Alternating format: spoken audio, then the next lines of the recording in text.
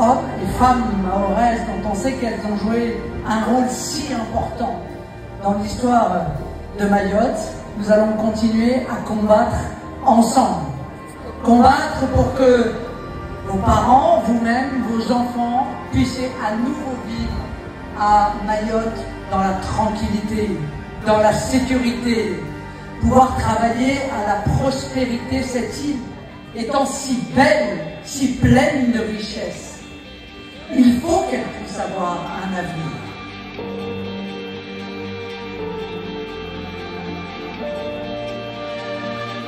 Au nom des habitants de Cavani, nous tenons à vous remercier, Madame la députée, d'avoir pris de votre temps de venir constater par vous-même la dure réalité qui nous est imposée dans notre localité. Depuis des années, Cavani est gangréné par des violences urbaines. L'axe de boulevard Marcel Henry est un coup d'orge pour nous et nos enfants. Nous comptons sur vous, car nous savons que vous êtes capables d'attirer l'attention du gouvernement sur la gravité et l'indignité de cette réalité. Les bidonvilles sont un facteur de pauvreté, de violence, de criminalité. Il appartient à l'Assemblée nationale et au Sénat de légiférer pour éteindre ces fléaux qui fait de Mayotte ce paradis, un enfer. Nous, les femmes mahoraises, nous sommes des femmes de caractère, nous sommes fortes. Et quand nous sentons, nous savons que nous avons raison, nous ne lâchons rien et on ne lâchera rien. Moi, je me souviendrai toujours, il y a 2 ans, de cette jeune fille qui pleurait, qui avait les larmes aux yeux, une lycéenne, en me disant que son rêve, c'était d'être infirmière. Et que compte tenu du fait qu'ils allaient à l'école 1 fois sur 3, eh bien, elle pensait qu'elle n'arriverait jamais à l'être. Si vous saviez comme j'ai eu honte ce jour-là, honte de mon gouvernement. Je voulais vous dire l'affection que j'ai pour vous. Voilà, tout simplement. Parce que la politique, c'est ça aussi. Ce ne sont pas que des chiffres, ce ne sont pas que des courbes, ce ne sont pas que des oppositions entre partis. La politique, fondamentalement, c'est de l'amour. Si on n'aime pas les gens, on ne peut pas faire de politique. Si on n'aime pas les Français, on ne peut pas se dire patriote.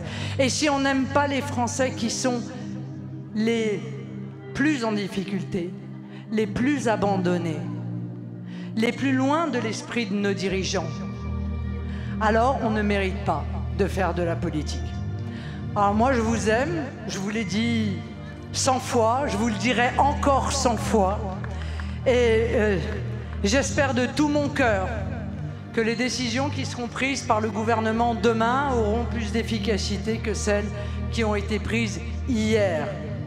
J'en doute, mais c'est pas grave. Tenez bon, on arrive.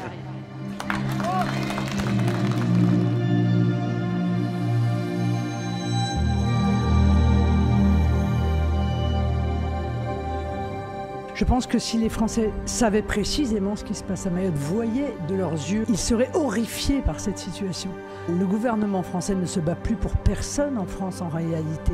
Jamais ils ne montent au créneau, jamais ils ne disent non à l'Union européenne, jamais ils tapent du poing sur la table. Ils veulent être les meilleurs élèves de l'Europe, même dans l'absurde. Madame la députée, votre présence parmi nous témoigne de l'importance que vous accordez à notre département de Mayotte et à ses préoccupations. Plus le temps passe, plus d'émissions viennent ici. J'ai l'impression qu'on est devenu des bêtes de musée. On veut nous regarder. Ah, c'est ça, les bidonvilles. Ah, c'est vrai que c'est dramatique. Hein. Ce que vous voyez ici, c'est très grave. Hein. Mais après, ça s'arrête là. Ça fait des années. Ça va continuer comme ça jusqu'à quand? Les pêcheurs mahorais comptent beaucoup sur vous, parce qu'il y en a beaucoup qui sont passés, mais on n'a pas vu grand-chose. Mais vous, on vous voit que vous bataillez beaucoup sur Mayotte. Même s'il y a des gens qui disent ouais, quand elle va être élue, vous allez voir ce qu'il va nous faire.